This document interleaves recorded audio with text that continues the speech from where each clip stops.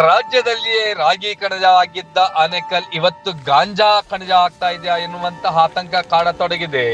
ಯಾವಾಗ ಆನೇಕಲ್ ತಾಲೂಕು ವೇಗವಾಗಿ ಬೆಳೀತೋ ಬದುಕು ಕಟ್ಟಿಕೊಳ್ಳಲು ದೇಶದ ವಿದೇಶಗಳಿಂದ ಕೋಟ್ಯಾಂತರ ಸಂಖ್ಯೆಯಲ್ಲಿನ ಜನ ಬರ್ತಿದ್ದಾರೆ. ಇದೀಗ ನೈಜೀರಿಯಾದವರು ಕೂಡ ಆನೇಕಲ್ನಲ್ಲಿ ಕಾಣಿಸಿಕೊಳ್ಳಲು ತೊಡಗಿದ್ದಾರೆ. ಈಗ ನೈಜೀರಿಯಾದ ಮಹಿಳೆಯೋರ್ವಳು 180 ಗ್ರಾಂ ಕೊಕೇನ್ ಸಮೇತ ಸಿಕ್ಕಿ ಬಿದ್ದಿದ್ದಾಳೆ. ಈಕೆ ಆನೇಕಲ್ ತಾಲೂಕಿನ ಪ್ರತಿಷ್ಠಿತ ಕಾಲೇಜುಗಳ ಪೈಕಿ ಒಂದಾಗಿರುವ ಅಲಯನ್ಸ್ ಕಾಲೇಜು ಸಮೀಪ 180 ಗ್ರಾಂ ಕೊಕೇನ್ ಹಿಡಿದು ನಿಂತಿದ್ದಳು. ಖಚಿತ ಮಾಹಿತಿ ಮೇರೆಗೆ ಆನೇಕಲ್ ಪೊಲೀಸರು ದಾಳಿ ನಡೆಸಿದಾಗ ಮಾಲ್ ಸಮೇತ ಇದೀಗ ಈ ನೈಜೀರಿಯನ್ ಲೇಡಿ ಬ್ಲೆಸ್ಸಿಂಗ್ ಒಪೋಟಾ ಸಿಕ್ಕಿ ಬಿದ್ದಿದ್ದಾಳೆ. 18 ಲಕ್ಷ ರು ಮೌಲ್ಯದ ಈ ಒಂದು ಕೊಕೇನ್ ಪೊಲೀಸರ ವಶವಾಗಿದೆ.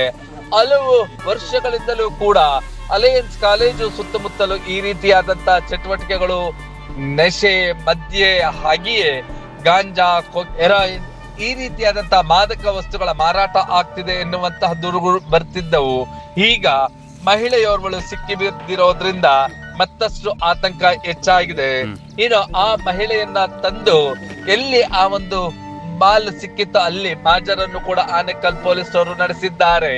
ಆನೇಕಲ್ ಪೊಲೀಸ್ನವರು ಈಗ ಇನ್ನಷ್ಟು ಬಿಗಿಯಾದ ಕ್ರಮಗಳನ್ನ ತೆಗೆದುಕೊಳ್ಳಿಲ್ಲ ಅಂದ್ರೆ ಮುಂದೊಂದು ದಿನ ಆನೇಕಲ್ ಹೆಚ್ಚು ಕ್ರೈಮ್ಗಳಿಗೆ ಹಾಗೆ ಹೆಚ್ಚು ನಶೆಯಲ್ಲಿ ತೇಲುವುದರಲ್ಲಿ ಎರಡು ಮಾತಿಲ್ಲ. ಹಾಗಾಗಿ ಪೊಲೀಸ್ನವರು ಇನ್ನಷ್ಟು ಕ್ರಮಗಳನ್ನ ತೆಗೆದುಕೊಳ್ಳಬೇಕು ಎಂಬುದೇ ನಿಮ್ಮ ಬ್ಲೂಮ್ ಟಿವಿಯ ಆಶಯವಾಗಿದೆ. ಆನೇಕಲ್ ರಸ್ತೆಯ ಅಲಿಯನ್ಸ್ ಕಾಲೇಜ್ ತಮಗೆಲ್ಲ ಗೊತ್ತಿದೆ. ಅಲಿಯನ್ಸ್ ಕಾಲೇಜ್ ಹತ್ರ ಏನೋ ಮಾದಕ ವಸ್ತುಗಳನ್ನ ಒಬ್ಬ ವಿದೇಶಿ ಮಹಿಳೆ ಮಾರ್ತಾ ಇದ್ದಾರೆ ಅಂತ ಬಂದ ಖಚಿತ ಬಾಹ್ಮಿ ಮೇರೆಗೆ ಅಲ್ಲಿಗೆ ಹೋಗಿ ಅವ್ರನ್ನ ವಶಕ್ಕೆ ಪಡೆದು ಪರಿಶೀಲಿಸಿದಾಗ ಈ NDPS ಅಲ್ಲಿ ಟಾಪೆಸ್ಟ್ ಡ್ರಗ್ ಆಗಿರ್ತಕ್ಕಂಥ ಕೊಕೇನ್ ಆಕೆ ಇಟ್ಕೊಂಡು ಮಾರಾಟ ಮಾಡ್ತಾ ಇರೋದು ಕಂಡುಬಂತು. ಕೂಡಲೇ ಆಕೆಯನ್ನು ವಶಕ್ಕೆ ಪಡೆದು ಪರಿಶೀಲಿಸಲಾಗಿ ಆಕೆ ಹತ್ರ 180 ಗ್ರಾಂ ಕೊಕೇನ್ ಸಿಕ್ಕಿರುತ್ತದೆ.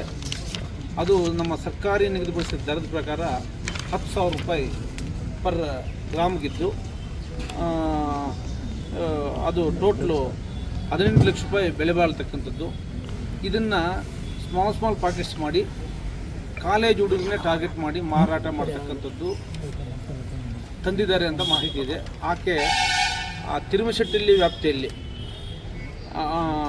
ಯಾವುದೋ ಮನೆಯಲ್ಲಿದ್ದು ಈ ಅಲಿಯನ್ಸ್ ಕಾಲೇಜ್ ಹತ್ರ ಈ ಕಾಲೇಜ್ ಹುಡುಗರನ್ನ ಯುವಕರನ್ನ ಟಾರ್ಗೆಟ್ ಮಾಡಿ ಮಾಡೋಕ್ಕೆ ಪ್ರಯತ್ನ ಪಟ್ಟಾಗ ನಮ್ಮ ಠಾಣೆಯಲ್ಲಿ ವಿಶೇಷವಾಗಿ PSI ಸಿದ್ದನಗೌಡ ಆ್ಯಂಡ್ ಟೀಮ್ ಆಕೆಯನ್ನು ವಶಪಡಿಸಿಕೊಂಡು ನಮ್ಮ ಪೊಲೀಸ್ ಸ್ಟೇಷನಲ್ಲಿ ಕ್ರೈಮ್ ನಂಬರ್ 161/2026 ಅಲ್ಲಿ ಕೇಸ್ ದಾಖಲು ಮಾಡಿರ್ತಾರೆ.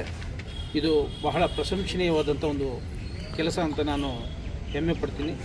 ಜೊತೆಗೆ ಅವರಿಗೆ ನಗದು ಬಹುಮಾನ ಮತ್ತು ಪ್ರಶಂಸನಾ ಪತ್ರವನ್ನು ಸಹ ನಾವು ನೀಡಲಾಗ್ತದೆ.